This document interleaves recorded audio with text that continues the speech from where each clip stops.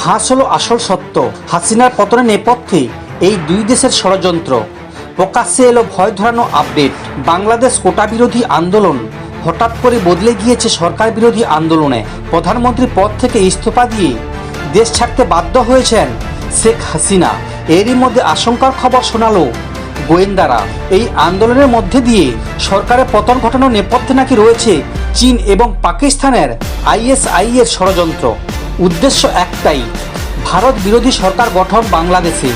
বাংলাদেশ জুড়ে এই অগ্নিগর্ভ পরিস্থিতি নেপথ্যে জামাতের ছাত্র সংগঠন ইসলামী ছাত্র শিবির আসলে পাকিস্তান চেয়েছিলেন যেভাবে হোক বাংলাদেশ থেকে শেখ হাসিনা সরকারের আওয়ামী লীগকে সরিয়ে দিতে। বাংলাদেশের গোয়েন্দারা দাবি করেছেন সৌদি আরবে বসে এই আইএসআই এর সঙ্গে গোটা ঘটনার পরিকল্পনা করেছে বিএনপি প্রধান ও খালেদা জিয়ার ছেলে তারেক রহমান। এদিকে ভারতকে বেকায়দায় ফেলতে চীনের সঙ্গে হাত মিলিয়েছে পাকিস্তান। পাকিস্তানে পরিচালিত চীনা সংস্থাগুলির থেকেও এবং সরকারি চীন থেকে প্রচুর আর্থিক সহায়তা পেয়েছিলেন আইএসআই সমর্থিত জামাত ইন ইসলামী।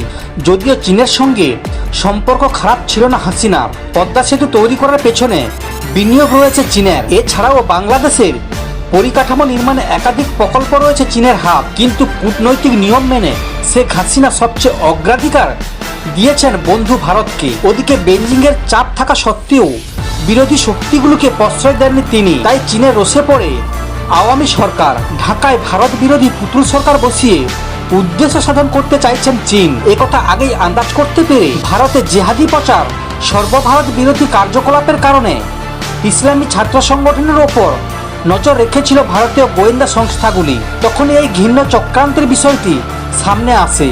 গোয়েন্দাদের রিপোর্টে দাবি করা হয়েছে যে বাংলাদেশ জুড়ে ভারত বিদ্বেষ ছড়ানোর জন্য কাজ করছে বাংলাদেশের ইসলামিক ছাত্র সংগঠনের আইএসআই সমর্থিত রহকাত উল জিহাদ আল ইসলামী। পাকিস্তানের এক সন্ত্রাসবাদী গোষ্ঠীর সঙ্গে যুক্ত এই ছাত্র সংগঠন। আফগানিস্তান ও পাকিস্তানে এই ছাত্র সংগঠনের সদস্যরা প্রশিক্ষণ পেত। নেপথ্যে হাত রয়েছে চীনের। সবকিছু প্রমাণ রয়েছে গোয়েন্দাদের হাতে। গণতন্ত্র ও মানবাধিকার রক্ষার নামে স্বেচ্ছাসেবী সংস্থাগুলি সহানুভূতি কুড়িয়ে নেয় ইসলামী ছাত্র সংগঠন। এরপর শেখ হাসিনা সরকারের পতনের পর বাংলাদেশকে যেভাবে স্বাধীন হিসেবে ঘোষণা করা হয়েছে এবং সেখানে যেভাবে সংখ্যালঘু হিন্দুদের ওপর অত্যাচার করা হচ্ছে, তাতে সবটাই স্পষ্ট হয়ে গিয়েছে সরকারের কাছে।